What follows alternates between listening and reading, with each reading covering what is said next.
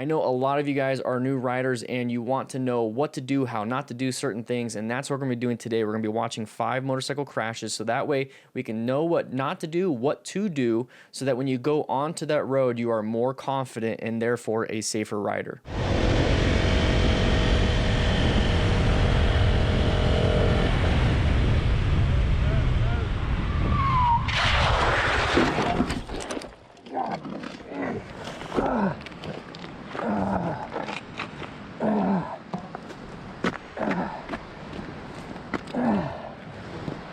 So this first one is going to involve a multiple of factors. Now this is going to be a sun in our eyes, a blind turn, an intersection, and a curve. So we got 4 crash factors involved in here. And when I say crash factors, these are going to be factors that are going to contribute to the crash, not necessarily take away from it. As riders, we need to be situationally aware. So I'll be using this color code chart. So right now, what we're watching right here, he should be in more so an orange mode, based off the fact that we have these crash factors up ahead. We have at least that blind turn. We also have the sun in our eyes and the curve. That should put you in orange mode where we are noticing that there is a hazard, and we're going to mitigate that hazard by either slowing down or getting ready for some more advanced techniques like trail braking. But do not worry about trail braking today. We'll actually be covering inappropriate braking in one of these videos today. So we're gonna move forward just a little bit here. And what's happening here is that, yeah, you have that blind turn, you have that sun in your eyes. If you have a visor like I do on my Shoei Hornet X2, go ahead and utilize that by pointing down and then looking ahead like that.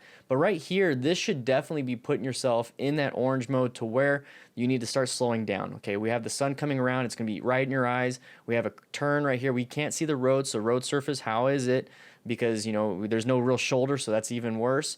Blind, and that means that you don't know what's exactly around it. It could be a stopped vehicle. So in this situation, I'd move over to lane position 1, give myself a very good field of view, and then move over if a car starts to come around or if I feel like I need to avoid an object in the road.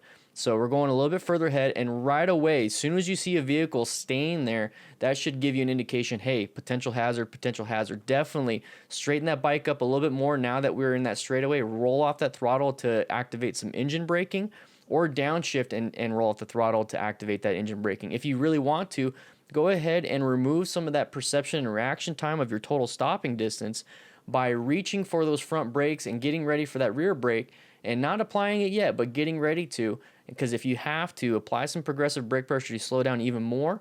But if you absolutely have to, make sure you know how to swerve too. So in this situation right here, that vehicle starts to pull out just a little bit. That should be immediate applying of the brakes, slowing it down if you absolutely have to. So right here, you see how the bike is starting to twist and turn. That is all rear brake. That rear tire lost all traction, went out from underneath him. He's about to do a low side. And this is where you typically see the whole I had to layer down type thing, where they fall down because of too much rear brake activation. So right here, very dangerous situation. Luckily, he's wearing full gear. He didn't prevent the accident, and he didn't utilize his evasive maneuvers very well. So instead of being in red stage where you're utilizing your physical skills, evasive maneuvers, he kind of went down into the brown stage where it's just a failure of doing the appropriate thing, and it caused him to crash. So let's try our best to stay in orange, yellow, and then if we have to, go into red. So he's going to slide, and then this is where I tell people not to be racing on the roads, because you have guardrails, cliffs, you know, either you're running into the side of one or falling off of one. This is where it's really dangerous. Even with full gear like this, a very good tracksuit, you can get stress fractures, you can break bones, you can lacerate livers and organs and everything. So be very careful with your speed. It's a lot easier to go fast than it is to slow down appropriately, but this is something that could easily happen. So he's wearing full gear, so hopefully it mitigated some of the injuries. But when he hits, you're going to notice that the mechanism of injury on that is going to hit his left rib cage and his left side, so you're going to see a lot of damage to that side. So when he gets up, I want you to notice this real quick. You see how he's guarding?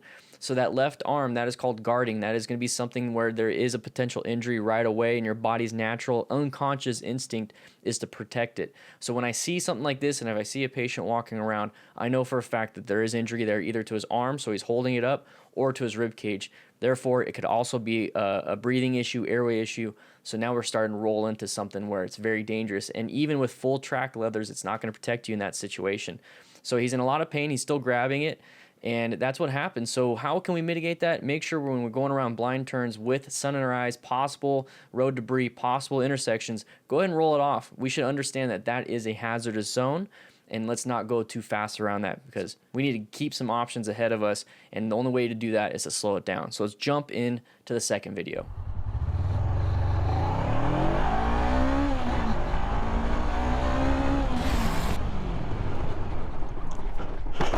Yeah.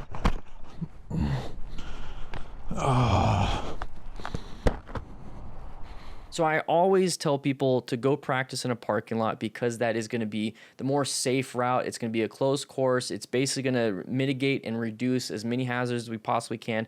Just like in that first video, let's remove those hazards. Here, I believe what's happening here is that he's shooting an intro for his video. The writer's Dutch, so I couldn't really tell from his actual video itself.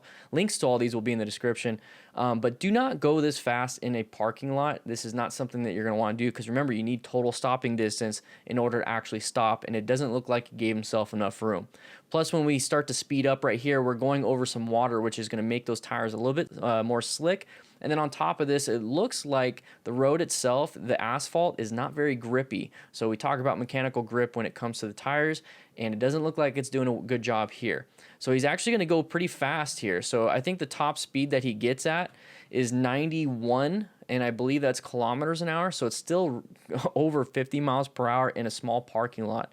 At this point, you're going to run out of total stopping distance. From here to the fence, even if you apply really good brake pressure at this spot right here, progressive brake pressure, there's a good chance you're still going to hit that the fence right there. So on the streets, make sure you understand your total stopping distance. So when he gets to this point right here, you notice how he's not stopping, but he's still going straight. So that means he's not applying too much brake pressure. If he was applying way too much, that rear tire would have been sliding, or he would have dumped the bike. So he was applying progressive brake pressure, just not enough. And this is one of those things where a lot of people say, well, I don't want to do progressive brake pressure. I need to stop. I need to stop. I need to stop. The thing is, progressive brake pressure, when you apply a little bit of brakes, it's going to transfer the weight to that front tire. Once you get that weight to that front tire, you are able to get more friction on that front tire. When you get more friction, that is what's really stopping you. So once you start to get a little bit of friction on that front tire, a little bit of weight to that front tire, you can squeeze harder, harder, harder, and faster, faster, faster. But you can't go from 0 to 100. You need to go 0, 10, 20, 30, 40, 50, 60, 70, 80, 90, 100.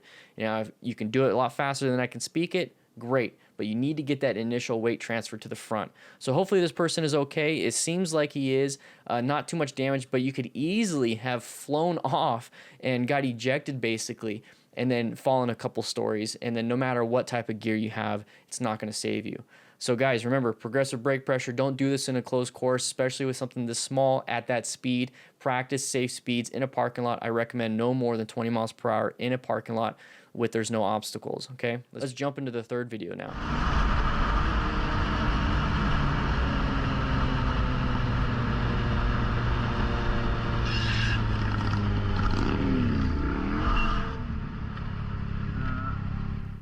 Nice. I know a lot of you guys are new riders and then possibly don't even know how to get into riding. So what I have done is I created an ebook just for you. If you have any questions about what type of bike to get, what type of helmet to get, what kind of gear to get, leather versus textile, all these different things I have covered in the ebook, and it is on sale right now. So make sure you check the link in the description and get the ebook. Also, patrons, if you are a $2 patron all the way to a $100 patron, you get the ebook for free. So check that out also. Let's go ahead and jump into this one.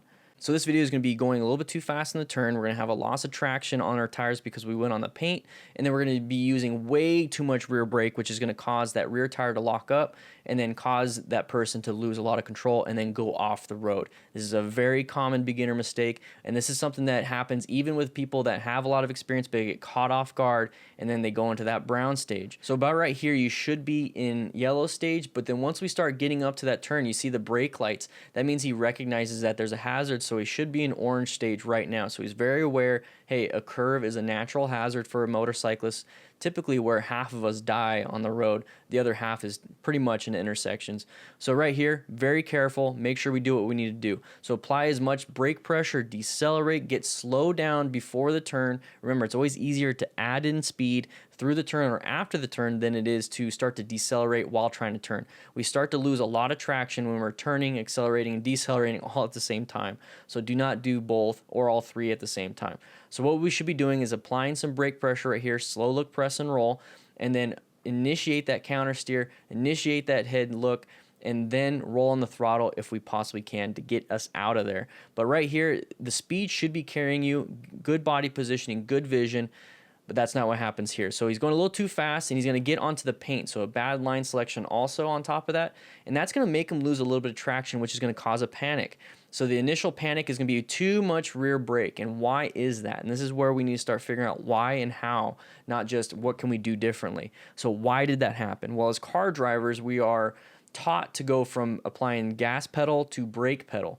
So that is our right foot, correct? So in a car, we are going through this turn a little bit too quick. We're applying the gas. Okay, I need to slow down, apply a little bit of brake pressure. Well, here's the thing. When you're on a motorcycle, if you do that, it's not going to be very good. So what he's doing is his natural instinct from being a car driver is applying brake pressure with his right foot, and that is the rear brake. So when you apply brake pressure, like we talked about in the other video, is you're going to have the weight transfer forward. Well, if the weight transfers forward, there's not a lot of weight on that rear tire, which is going to cause the friction, the mechanical friction, to slow you down. So since that's the case, he's going to be sliding. And if you're in the middle of a turn, this is what a slide looks like. So this is going to be a low side. So either way, not good. So almost a high side. He was able to correct it. Now everything grabbed traction again, but look where our nose is pointed. It's going to be going off the road. But here's the thing, is that we're straight, so apply more brake pressure. You don't want to go into a tree. You might as well just dump it in the grass if you possibly can. So he's going to go off-road, and that's exactly what he does, and then dumps the bike. So remember, we went from 69 miles per hour up to the turn, and then we went a little too fast because we applied brake pressure because of a panic. So he went into brown mode. He didn't set up a good line. Curves are dangerous. You should be extra careful. So be in orange stage. There's a bunch of different factors that are involved in this, but remember, get this imprinted in your brain. Do not slam that rear brake. Apply gentle brake pressure. And then if you're going too fast, be a little more aggressive in your body positioning, and then look where you want to go. If you start to freak out and you look towards the edge, you're going towards the edge. Let's jump into the next one. So he tells me, he always does this like this. Right? But Jimmy, you're from Chicago. Cheap dish pizza, right? And I go, yeah, I'm trying not to. And he goes, why? I go, global warming. I saw cows jumping like dogs. I feel bad. That's what I'm bouncing around. Yeah. So this one is very brutal, and it's something that I really, really emphasize when it comes to motorcycle riding, especially with the passengers. Make sure they have full gear, and make sure they're utilizing that full gear. If you notice the helmet popped off on her, it's because the retention system was not engaged. It wasn't utilized. So your helmet's not going to do any good in that situation. So right here, you definitely need to be in orange mode. Give yourself a bigger space cushion around this vehicle so you can actually see. And then do not pass on a blind turn. When you have a passenger, everything is pretty much a lot harder to do. You have a longer time to accelerate, a longer time to slow down, and then turning is going to be something a little bit more tricky because now you have extra weight, crazier center of gravity, and a bunch of different things. But in this situation, it really is going to be the blind turn and then not paying attention. So we're going to try to pass on this blind turn, and we have a vehicle. Now this vehicle barely tapped them, and the vehicle didn't even move very much, and that is the law of tonnage basically. So as motorcyclists, we are at the bottom of the food chain, so we need to give right away to everybody. So if we scroll back just a little bit, if you notice, this is going to be an angular incident. So a lot of the mechanism on this one is going to be that left side trauma, especially lower extremity on the rider's leg. So we're going to go forward just a little bit more, and there's the helmet flying off. All it took was a little bit of an impact of that hood for it to fly off. Now, this right here is going to be very painful, and I don't think I need to explain that to you. But remember, wear full gear, because now you have hot parts on the motorcycle. You also have a chance of getting your head and hands and arms and body ran over. So hopefully your gear is going to protect you, but look how close that is. The helmet's not going to protect you if it's flying on the ground.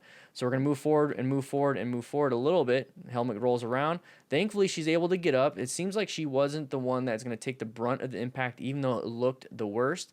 Simply, this is going to be a walking wounded type thing. There is going to be some injuries for her, but not as bad as him. Now, she got extremely lucky, shaking off the hands, just like that guarding of that first rider, just kind of shaking off the pain. But if you look at him, so right here, that right there is definitely an indication of some type of, I need to take weight off my legs. This is a guarding situation when you have the hands around the hips. And you notice how his left leg is damaged. Now, if you have knee pads and hip pads, this should hopefully mitigate some of that stuff. But at the end of the day, it's really good to just avoid the accident instead of having to try to minimize or mitigate the injuries involved in an accident. So he's going to be in a lot of pain, and that's typically what happens, guys. You're going to have that lower extremity pain, and you notice how he's going to hobble and limp away. So in this situation, guys, make sure you are not trying to pass somebody on a blind turn, have good line of sight, and realize if you have a passenger, make sure everybody's wearing full gear. Don't just put a passenger on with a helmet, especially if they're not going to be putting it on right. Recognize the hazard situations, recognize how to mitigate the hazards, and then try your best to get around all this stuff.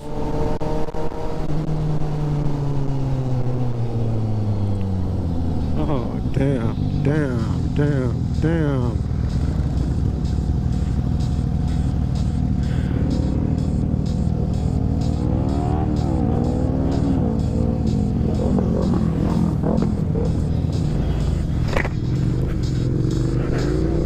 Oh shit.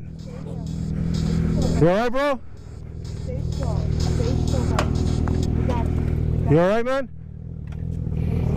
Alright. Just lay still, buddy. Lay still. Want to lift this up? Yeah. So this one's going to be a lot like that first video where we have a blind turn, sun in the eyes, and then a collision with another vehicle.